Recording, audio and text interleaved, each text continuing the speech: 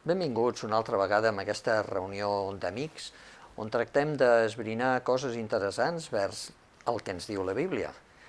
I dins d'aquest programa estem estudiant una sèrie sobre el Gènesi, que ja vam començar, i avui tenim un altre punt del Gènesi, que és la caiguda. O sigui, l'entrada dins d'un altre ordre de coses al qual coneixem com pecat. I per poder xerrar una miqueta estem aquí una altra vegada, en Jordi Abad i el doctor Ferran Sabater. Què tal, Ferran? Molt bé, ben disposat a conversar una miqueta. Bueno, estem contents de poder estar junts una altra vegada Sí. amb tots els nostres amics que ens segueixen pel vídeo. La caiguda és quelcom interessant perquè d'estar bé, d'estar perfectes, en un ambient agradable, resulta que Adán i Eva van decidir canviar d'ambient.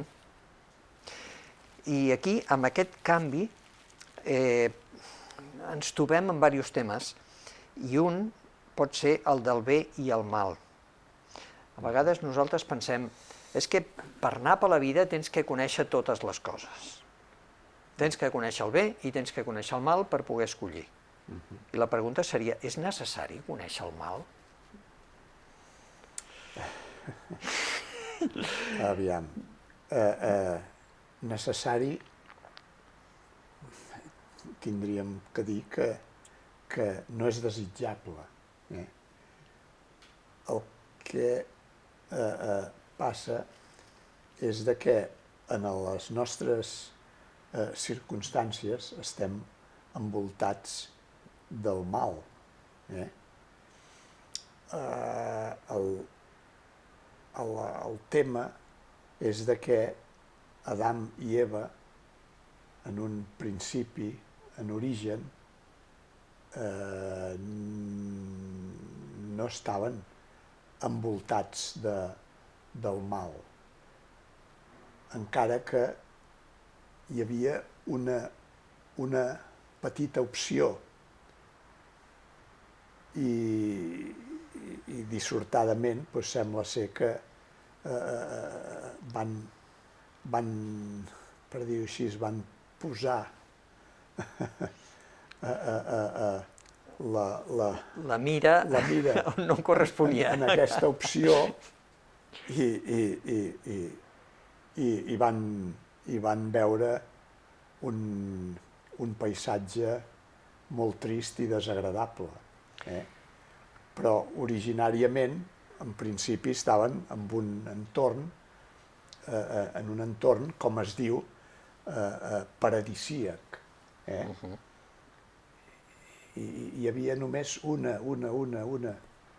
opció i van anar... Els hi va passar com als nens petits. Tu els dius, no toquis això. I prou que li diguis que no ho toqui perquè ho toqui. I mira que hi ha coses per tocar. Però allò difícil sembla que sigui el més atraient. Atractiu, sí. Això ens porta a considerar un altre tema que penso que és important dins del plantejament bíblic i dins de la història, que és l'existència del tentador, del diable, de Satanàs, de Lucífer, del dimoni, diguem-li com vulguem. Clar, hi ha gent que es pensa que això és un conte de fades i que el dimoni és un personatge ficat dins de la cultura per fer els diables i els coets i els petardos, però no existeix de debò. I clar, dins de la realitat que estem vivint avui en dia, realitat virtual, multivers i tot això, el dimoni és un ésser real o és un ésser inventat? I aquí és el plantejament que ens fa el Gènesi. Aviam, aquest és un punt, per dir-ho així, important de quina resposta hi donem. Una mica com el que es plantejava la setmana passada amb el tema de si la creació o l'evolució en l'origen del nostre món i de la família humana. Doncs amb aquest aspecte també. Aviam, en la Bíblia, en el llibre del Gènesi, i en aquest, que és el tercer capítol i quart, es parla clarament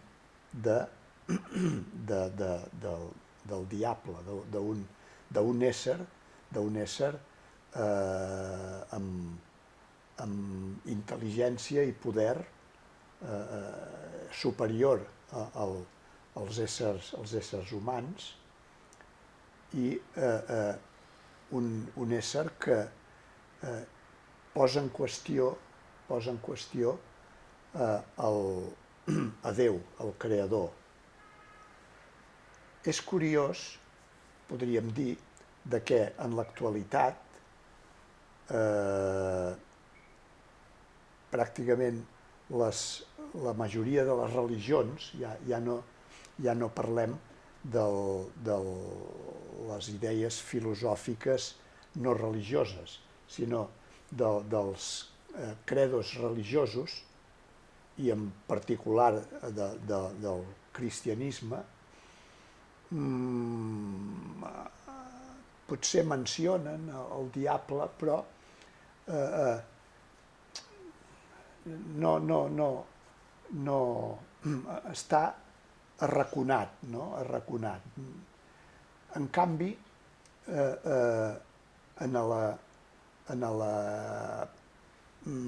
explicacions bíbliques, el diable és un ésser que té un gran protagonisme, a pesar nostre, podríem dir, però que té un gran protagonisme. I el que passa que el diable, des del primer contacte amb la família humana, que és el que descriu els capítols aquest 3 del Gènesi, ho fa d'una manera camaleònica, no? Que es diria. O sigui que no dona la cara descoberta, sinó que es camufla i despista a les persones. I per despistar precisament Adán i Eva es va camuflar amb un dels animals del paradís, va fer que parlés, va fer, com es diu això, el ventríloco, no? Aquell que porta un ninot que sembla que parli però que no parla, i clar, això va despistar o va atraure l'atenció d'Adán i Eva, i els hi va oferir aquell fruit que Déu els havia dit: mira, mengeu de tots, però aquest no el toqueu. No perquè sigui verinós o no verinós, sinó perquè és una prova que jo us poso de confiança, de fidelitat. I resulta que, clar, ell els hi va posar una argumentació molt tentadora. Els hi va dir: no morireu i sabreu la diferència que hi ha, o coneixereu el bé i el mal amb la seva plenitud. Clar, en aquell moment nosaltres estaríem en condicions d'avantatge, perquè coneixem el mal i les seves conseqüències. Per Adán i Eva no coneixien el mal, no havien estat mai malalts, no havien contemplat ninguna mort, no coneixien el patiment. Sí, aviam, o sigui, si analitzem amb un cert detall l'encontre d'Eva amb la serp i la conversa que s'estableix, jo veig, per una part, el que dèiem inicialment, no? Que el diable no dona la cara visualment, per dir-ho així. Després, amb la conversa, s'estableix fent el que jo en dic una pregunta trampa. Una pregunta trampa on estableix el dubte. Quan li pregunta a Eva, no podeu menjar del fruit dels arbres? Aviam, de primera mà sembla una cosa, una pregunta tonta, podríem dir. Però, no, i Eva diu, no, això no, podem menjar de tot. Únicament ens ha dit que del fruit d'aquest arbre que no en mengem. I aleshores, a continuació, diu mitja veritat, li diu el diable, diu no morireu, sinó que sereu més savis. Fixeu-vos si sereu més savis que sereu com Déu, coneixent tot, el bé i el mal.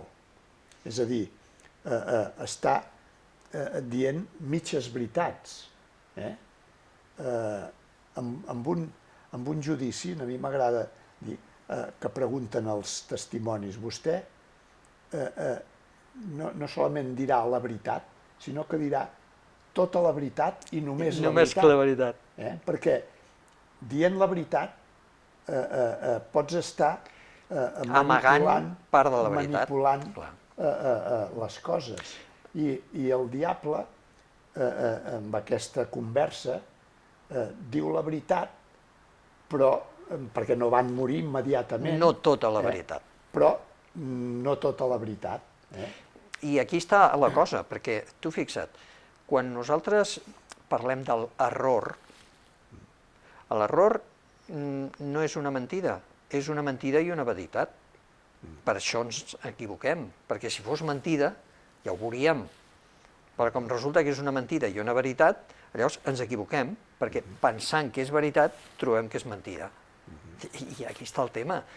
I quan els hi presenta això que no morireu, fixa't que ja ficats en filosofia i en història, aquest és l'origen, ho veiem a les cultures egípcies, a les gregues, de la immortalitat de l'ànima. O sigui, l'ésser humà sentia una necessitat de seguir vivint per sempre. I llavors es van inventar la immortalitat de l'ànima, que això és un error que gran part de la cristiantat, inclòs avui dia, es creu.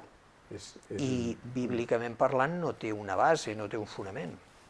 És un engany que està present en les religions paganes, en el paganisme, i també en la majoria de les confessions cristianes. En el cristianisme barrejat, perquè si bé, per exemple, en el credo catòlic romà diu que ha de venir a jutjar els vius i els morts i el credo crec en la resurrecció de la carn que diuen i tal, però, per dir-ho així, en la pràctica no tenen idees de la immortalitat de l'ànima i per això també es discuteix realment què és l'ànima. Home, a veure, podríem trobar una explicació si agafem l'exemple d'una bombeta. Si nosaltres tenim una bombeta i la connectem al fluid elèctric, fa llum. Si li desconnectem el fluid elèctric, la bombeta segueix estant, però la llum no hi és. Llavors, aquesta llum podríem dir que és la capacitat de viure, de parlar, de pensar, d'actuar, de caminar... Sí, la bombeta és l'estructura física. Molt bé. I l'electricitat és... La capacitat que Déu li dona... L'alè vital. Molt bé. La pregunta seria, quan nosaltres desconnectem l'electricitat de la bombeta, on se'n va la llum? La guardem a algun puesto, es queda dins de l'armari, desapareix. Desapareix. Llavors, amb l'ésser humà, segons la concepció bíblica de l'ésser humà, aquesta capacitat de vida... L'electricitat només la té el creador, l'electricitat. I l'estructura física es desfà. I la llum desapareix. I la llum, clar, no llueix. Per tant, aquesta ànima, o sigui, aquest resultat de l'alè diví i el cos humà, aquesta capacitat de vida desapareix, no es guarda en ningú puesto. I l'ésser humà s'ha inventat aquesta ànima immortal perquè té una necessitat com de seguir vivint. O com, no sé, tindre la immortalitat com Déu. I aquí ens trobem amb el parany del diable, Adán i Eva. Sí, és així. És interessant això. Una altra qüestió que podríem veure és quan ells desobeeixen i Déu els diu: on esteu? Els busca, els diu: on esteu? I ells diu que es van sentir com despullats. Clar, l'expressió despullats quasi tindríem que pensar que és més vulnerables, fràgils, febles, desvalguts. Com abans estàvem amb Déu i ara resulta que no podem estar amb ell perquè l'hem desobeït. Ara què fem? Sí. Oi? Això és el que jo m'havia apuntat. Quina és la vivència d'Eva i d'Adam després d'aquesta desobediència, d'aquest mal pas. I això que tu dius, o sigui, la sensació d'estar nusos, és a dir, la nuesa, tant podríem dir física com psicològica, és fruit d'una situació de feblesa, de desprotecció. Mentre estaven en el paradís, per dir-ho així, no anaven despullats, podríem dir, entre cometes, físicament, però això no els hi era cap Anaven vestits moralment. Sí, vull dir, no era cap particularitat, ni cap estigma, ni cap cosa estranya a la seva vida quotidiana. I poder d'aquí la pregunta de Déu quan els diu: on ets? Clar, on ets físicament o on ets moralment, espiritualment, èticament, intel·lectualment, on t'has posat?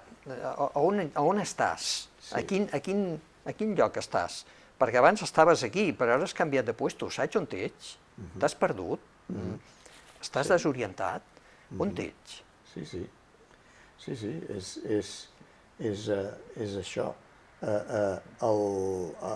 Adam i Eva, en sentir aquesta condició de despullats, diu que s'amaguen, el fet d'amagar-se. Una altra cosa, per dir-ho així, que ens sembla estrany, no? Si tenim la idea del creador, de Déu, com omnipotent, omnipresent, que ho coneix tot, a on et pots amagar? O sigui, una actitud infantil, no? Els nens, per exemple, quan la mare ha sortit i s'han quedat a casa i s'han menjat la rajola de xocolata que hi havia, no? I quan ve la mare, aleshores s'amaguen, pensant que la mare els descobrirà.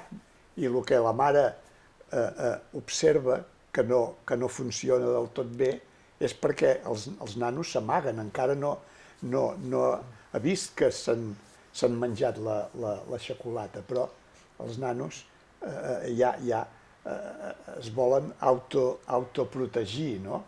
O sigui, amagar-se. I aquí un altre detall important és quan Adán diu, on ets? Diu, què ha passat?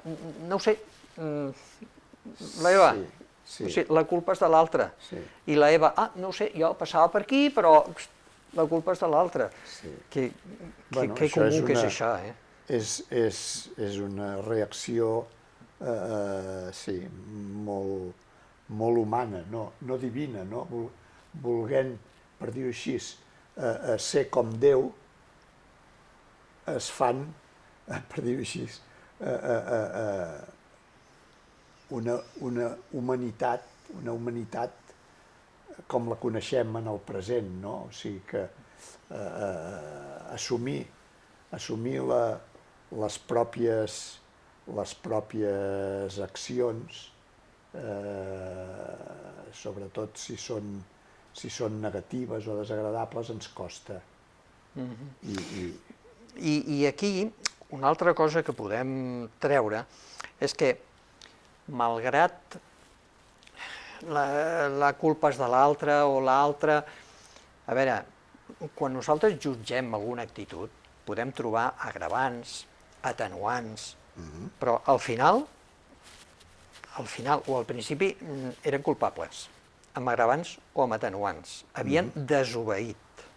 Sí.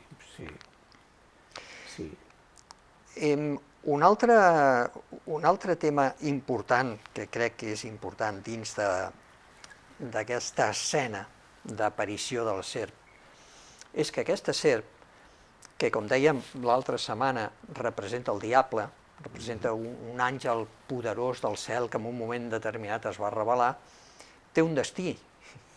I aquest destí ens el presenta també la Bíblia, el llibre d'Apocalipsis, i es diu que serà destruït. Caurà sobre ell totes les conseqüències d'aquesta desobediència que va causar. I això ens dona una esperança, ens dona una porta oberta al futur. Doncs sí, aviam, per dir-ho així, des de aquest conversa ara entre quatre, que presenta entre Déu, Adam, Eva i la serp o el diable, ara són quatre en la conversa, Déu diu d'una manera clara, sens dubte, diu, escolta, dirigint-se a la serp o al diable, mira, un descendent de la dona, a la que tu has tentat i has aconseguit enganyar, t'esclafarà el cap. Tu li mossegaràs el taló, és a dir, tu li causaràs dificultat en moure's, en bellugar-se, intentaràs perjudicar-lo, però finalment aquest descendent de la dona et destruirà, et destruirà. I això és una gran esperança pels creients. Exacte, i això està, per dir-ho així, des del principi de la desgràcia, ja està, podríem dir, profetitzat. És una profecia que fa Déu mateix de la seva boca, amb la seva veu. Hi ha un punt que em sembla que és interessant, amb el que podríem ja concloure el tema d'avui, i és que les nostres decisions morals tenen una repercussió, un impacte en la nostra vida biològica. Sí. Si jo decideixo fer quelcom que no està bé, al final repercutirà. Alguna cosa se m'espatllarà. Aviam, en la vida biològica, psicològica i social. O sigui, cap de nosaltres vivim aïllat i qualsevol, per dir-ho així, decisió que prenem té una repercussió en positiu o en negatiu per nosaltres mateixos i per les persones que ens envolten. Evidentment, vull dir, el menjar inapropiadament o viure inapropiadament em repercuteix a mi, però també indirectament i a vegades directament amb les persones que m'envolten i en el medi ambient en el que estic. Sí, no solament menjar. Estic pensant, no sé, en aquells que fumen. Ara ja les lleis protegeixen i prohibeixen fumar dins dels locals i tal i qual, però fins fa 4 dies el que fumava ell i el del costat. O conduir d'una manera temerària. Em puc perjudicar jo i el del costat. És a dir, que les nostres decisions morals afecten a la nostra vida física. I per això tindríem que procurar que la nostra moralitat o la nostra ètica o el nostre comportament fos el més adient possible i el més proper a lo que Déu els hi va proposar als nostres primers pares. Exacte. Doncs amb aquesta idea ens quedem avui. Gràcies, Ferran, per la teva companyia. Estupendo, igualment. I gràcies a tots vosaltres, a tots vostès, per acompanyar-nos en aquesta conversa. Us esperem a tots plegats en el proper tema, que seguirem estudiant el llibre del Gènesis. Fins a llavors.